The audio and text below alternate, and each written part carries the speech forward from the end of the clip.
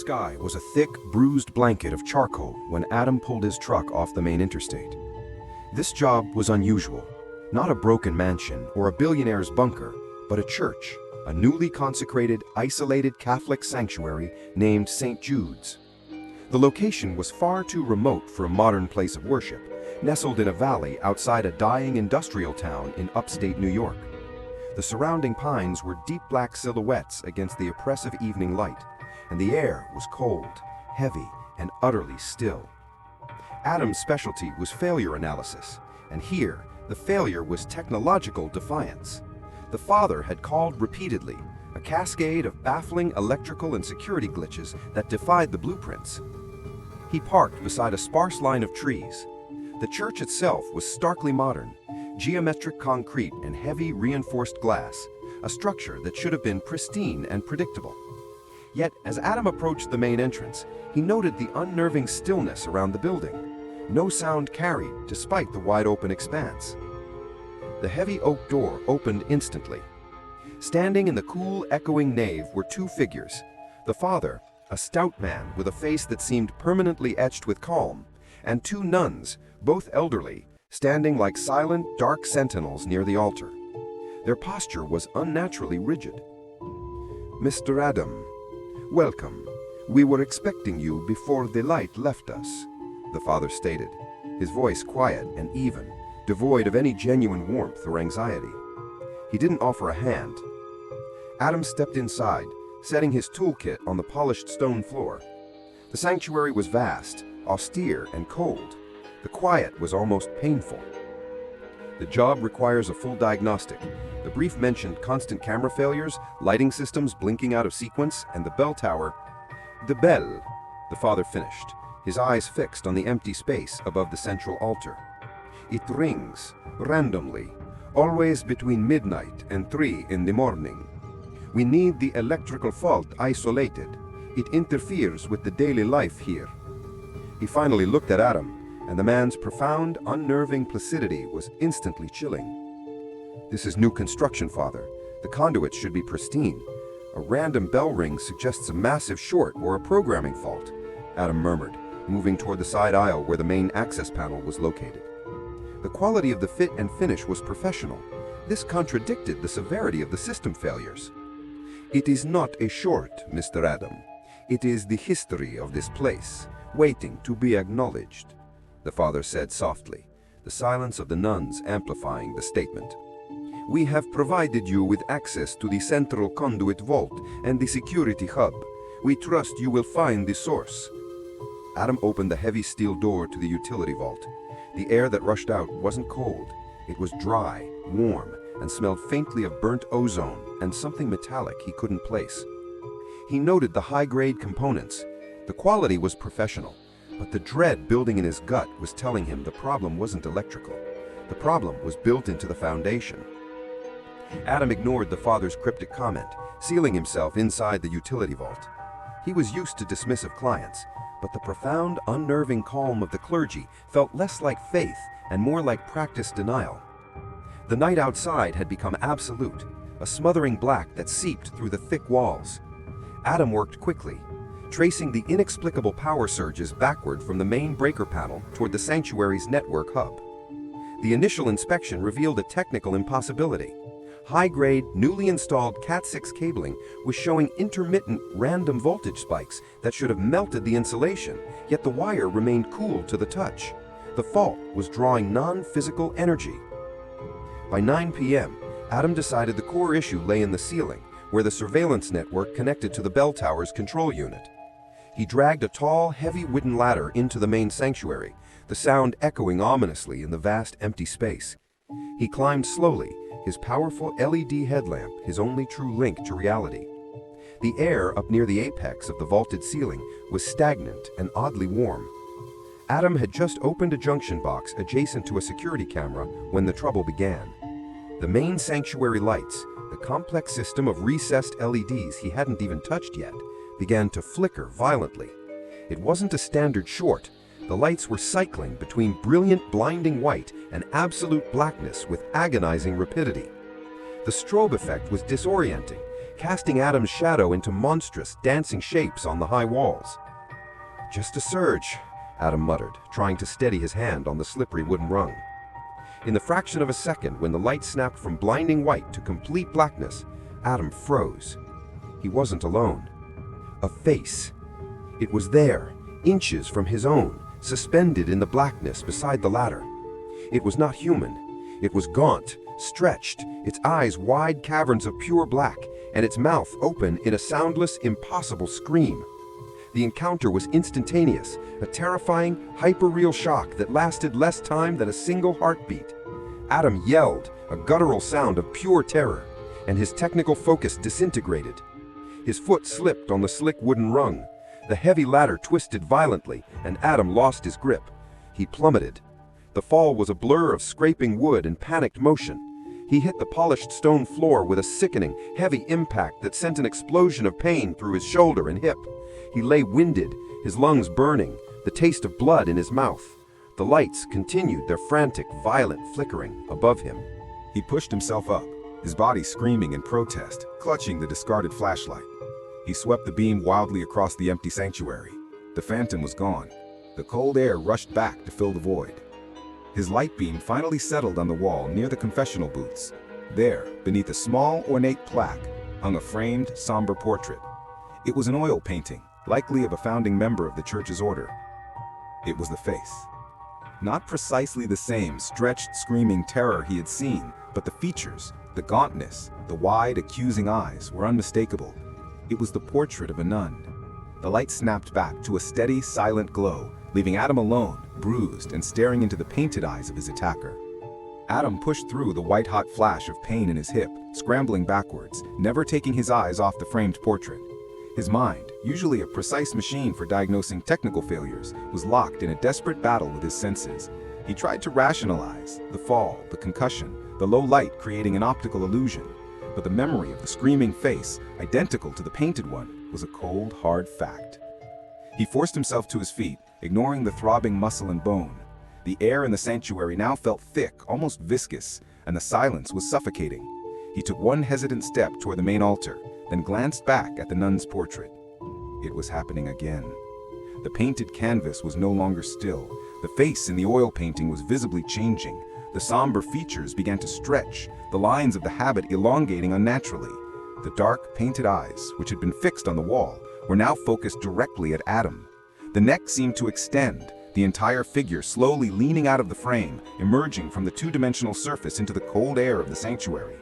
The image wasn't blurry, it was hyper-real, terrifyingly alive, a slow, silent emergence designed to maximize psychological distress. Adam watched, rigid with frozen terror, until the figure seemed only inches from breaking free entirely.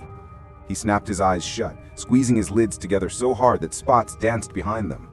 "It's the fall, it's the shock," he whispered to the stone floor, fighting a sudden hysterical urge to scream.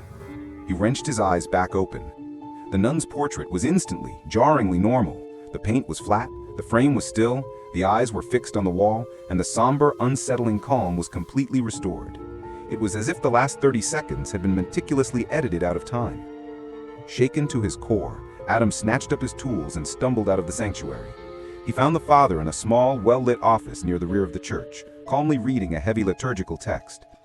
"Father, we have a serious problem. I fell, I hit the floor, the lights, the power fluctuations, and I saw something. A face. It was the face in the portrait. It moved. It was alive." The father looked up slowly, his placid expression utterly unbroken. He placed a marker in his book. "Ah, the altitude and the age of the structure can play tricks on the mind, Mr. Adam. Are you certain you haven't sustained a concussion? Perhaps you should rest." "No, Father, it was real." The face stretched, the portrait leaned out of the frame. "The current surges here are drawing energy from a source that is not on your grid. This is not a wiring fault. This is something else entirely." The father smiled faintly, a movement that did nothing to soften the coldness of his eyes. "We know what the fault is. It is your job to fix the wiring that the fault is using. Now, you have a contract. The bell still rings. You have much work left to do. The nun requires her peace, and you are being handsomely paid for your professional expertise. Please return to the sanctuary and complete your diagnosis." Adam stood there, defeated, not by the ghost, but by the father's impenetrable denial. The fear was real, but the client was demanding he ignore it. Reluctantly, Adam turned back toward the vast, dark expanse of the sanctuary. He had a job to finish. Adam dragged himself back to the sanctuary, his tools feeling leaden in his hands. The pain from his fall and the psychological assault from the portrait had left him operating purely on spite and professional obligation. He climbed the heavy wooden ladder again, positioning himself near the main junction box that housed the bell tower's controls. He focused entirely on the clean metal and the logic of the wiring diagrams, trying to wall off the fear. He was working on stripping the outer sheath of the bell's trigger wire when he sensed movement below. The three nuns, the same silent elderly women he had seen with the father, were approaching the ladder. Their dark habits blended into the shadows of the aisles. They moved with an unnaturally smooth, gliding motion. Adam stopped working. The electrical hum, which had momentarily subsided after his talk with the father, was now growing louder, focusing entirely in the area beneath the high ceiling. "Are you finished, contractor?" The voice was thin, dry, and seemed to come from all three of them simultaneously, lacking any specific source. Adam swallowed hard. "Almost. I need to test the grounding before I can isolate the bell's trigger mechanism. It seems to be cross-wired with the surveillance feed." Another voice, equally dry and hollow, responded. "The ground has been awaiting you for a long time. Tell us, does the wiring match the blueprints of the Earth?" Their questions were simple, yet utterly insane. Adam gripped the ladder rung so hard his knuckles turned white.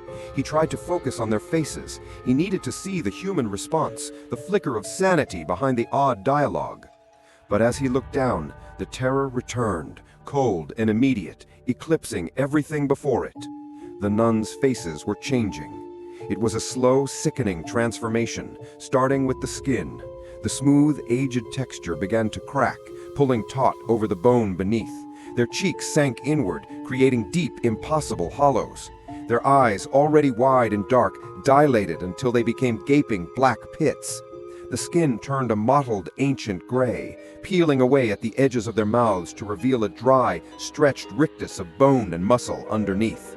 Their habits seemed to shrink, clinging to their increasingly skeletal forms. They were becoming the visual manifestation of decay, of extreme, prolonged suffering given temporary form. The sound of the electrical hum was a screaming crescendo now, vibrating Adam's teeth. The three figures, now horrifying, silent masks of terror, raised their hands. Their fingers, long and impossibly thin, stretched toward the base of the ladder, their movements deliberate, predatory, and painfully slow. Adam was frozen, unable to descend, unable to shout, watching the inevitable approach of the grotesque. They were not real, but the raw physical fear they commanded was absolute. The distorted, silent faces of the nuns were closing the final distance, their horrifying hands reaching for the weak spot in the physical world, the man on the ladder. The horrifying skeletal hands were mere inches from the polished wood of the ladder's base. Adam's paralysis shattered in a sudden, desperate surge of self-preservation. He didn't drop his tools. He hurled the heavy crimping tool at the nearest decaying face. The tool passed clean through the apparition with a brief, cold rush of air, hitting the stone floor behind with a metallic clang. The shock gave Adam the fraction of a second he needed. He scrambled up the remaining rungs, hauling himself off the ladder base that the entities were closing in on. He launched himself sideways onto the high ledge near the vaulted ceiling, grabbing a thick conduit pipe to stabilize his fall. He ignored the fresh wave of screaming pain in his hip, and then the bell started. It wasn't a chime or a gentle toll. It was a chaotic, sustained, deafening clang, clang, clang, ringing uncontrollably with frantic, violent energy. The immense sound reverberated through the stone and glass, an auditory assault intended to shatter more than just windows. The noise was physically painful, vibrating in Adam's bones and drowning out all thought. The stained glass windows along the sanctuary walls didn't just rattle, they began to fracture. Thin, hairline cracks spiderwebbed outward from the lead mullions, protesting the impossible volume. Dust and fine plaster rained down from the ceiling. Adam covered his ears, scrunching down through the chaos. The three nuns were gone, their horrifying forms dissipated by the bell's power draw. The bell was the new weapon, the house's way of violently rejecting the intrusion. Adam dropped from the ledge, stumbling towards the side entrance. He needed solid cover. a place where the sound could be muffled and he could stabilize his senses.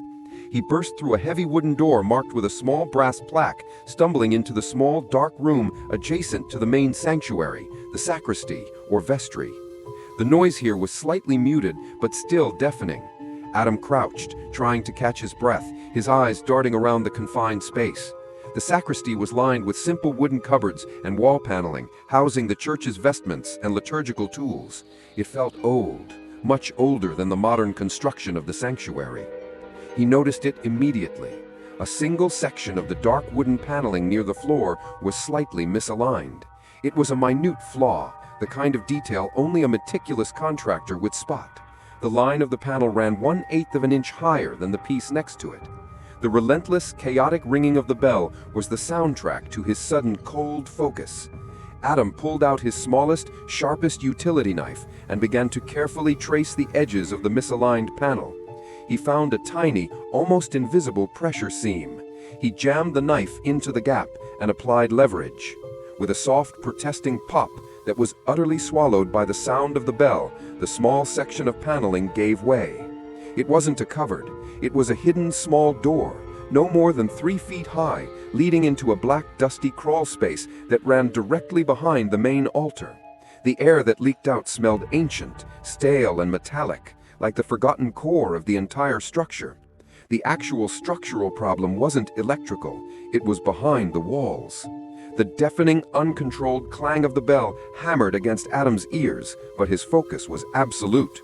He jammed his flashlight into the small opening and pulled himself through the hidden doorway. The crawl space was narrow, dusty, and barely high enough to navigate on his hands and knees. The space was pitch black, and the air was dead, hot and thick with the scent of aged incense and dry rot. The first thing he noticed wasn't historical, it was technical. Lying haphazardly along the damp earth floor were coils of newly installed wiring and surveillance cable, the exact grade he had seen in the utility vault. But these wires weren't connected to anything. They were intentionally stripped, cut, and laid to rest in the dirt. The church's systems weren't failing because of a fault. They were failing because they had been sabotaged, disconnected, and abandoned by the installers themselves. The constant power draw was not a malfunction, but a necessary diversion. He swept his light beam deeper into the cavity, crawling toward the stone foundation directly beneath the main altar. The space was being used for storage, but not of mundane objects. He found the journals first. They were stacked beneath a rotting wooden crate, 3 large leather-bound books, their pages brittle and yellowed. They weren't written in Latin. They were in clear, precise English script, meticulously dated from the 1950s.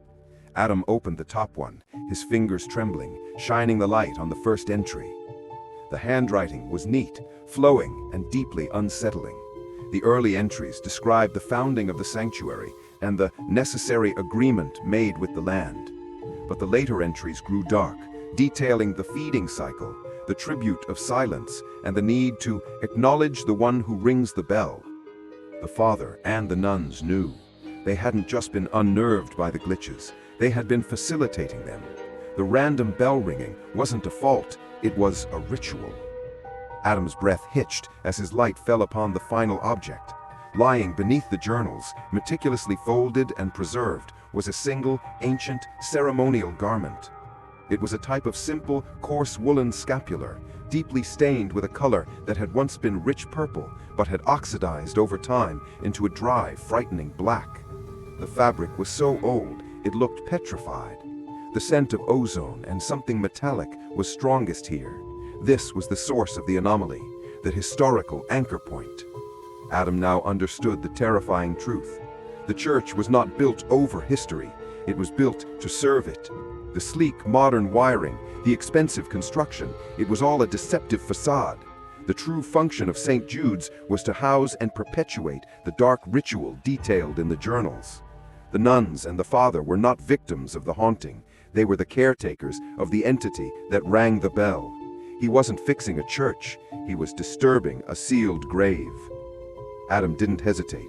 He thrust the bundle of journals and the dark ancient scapular under his arm and scrambled out of the crawl space, ignoring the deafening clang of the bell that continued its chaotic rhythm. He kicked the hidden door shut and bolted back toward the front of the church, his anger eclipsing his fear. He found the father precisely where he had left him, still in the small office, still reading his liturgical text, maintaining his unnervingly placid demeanor. The father looked up as Adam burst in, the noise of the frantic bell now dominating the entire building. Adam slammed the journals onto the father's desk. "The wiring is cut. The cameras were sabotaged. You knew this wasn't a fault. You knew the bell was ringing by itself." He shoved the ancient scapular across the desk. "And you knew this place was built on a lie. What the hell is the tribute of silence, Father?" The father's perpetual calm finally broke. It didn't shatter into panic or rage. It evaporated entirely, replaced by an expression that was cold, utterly calculated, and deeply malicious. It was the face of a zealot whose patience had run out. He didn't deny anything. "I see the silence was indeed broken, Mr. Adam. The truth is inconvenient, isn't it? This church, St. Jude's, was not built for worship. It was built upon a site of historical, profound evil, a vortex, you might call it, of immense, non-physical power." Adam felt a wave of icy realization hit him. The zoning, the remote location, it wasn't for privacy, it was for proximity. "Precisely," the father confirmed, his lips curling into a terrible parody of a smile. "The architecture, the stone, the modern wiring you so admired, it was all designed not to worship, but to contain the entity that resides here. This building is a pressure vessel, Adam. The bell, the failing lights, those were not attacks, they were structural breaches in our containment system. A conduit broke, allowing the entity to draw power and express itself." The father's eyes narrowed, now fixed at Adam with chilling purpose. "We knew the haunting would happen. We anticipated it. We needed a skilled contractor to go into the foundations, into the highest, most compromised areas of the wiring. Areas my nuns and I cannot touch for fear of contaminating the faith. Your presence was intentional. You were not hired to fix a glitch. You were hired to fix the seal on the cage." He dropped the scapular back onto the desk. "The seal must be restored, Adam. Since you won't do it willingly, you must become part of the containment." Adam didn't hesitate. He didn't wait for the security team or the silent nuns to appear. He was no longer a contractor. He was a trapped animal. He knew the building's wiring better than anyone. He knew its fundamental flaw. "You need power for containment, Father," Adam snarled, backing away slowly. "Let's see how well your seal holds without it." Adam sprinted out of the office and straight back toward the utility vault.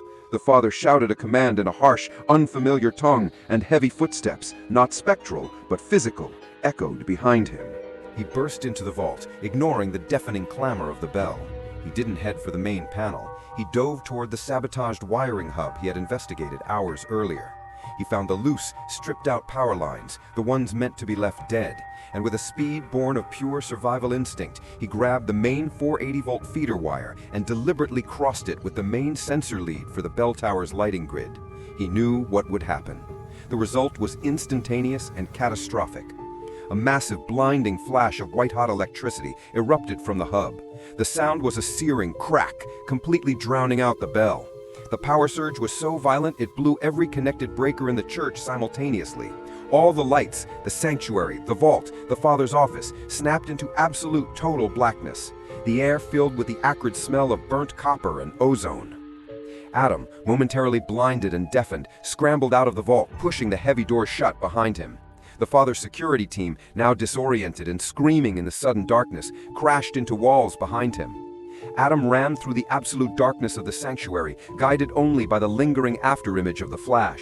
He burst through the main oak doors and stumbled into the cold, clear night air. He didn't look back. He dove into his truck and slammed the accelerator, peeling down the winding, secluded road.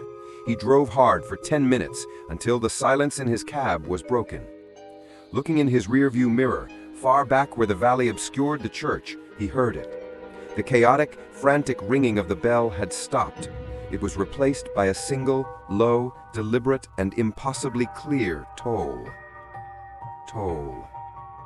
The sound was not driven by electricity or sabotage. It was a clear, chilling notification. The entity had been freed. Adam drove on, his hands shaking violently on the wheel. He left the father, the nuns, and their containment system to the entity they had protected. He had fixed the wrong problem. He had fixed the seal, not the source. Never trust a church built where there should only be woods. If you want to understand the protocols of the deep state and the secrets they bury under the guise of piety, you need to be ready for the truth. Hit subscribe and turn on notifications, because the quiet places are always the most dangerous.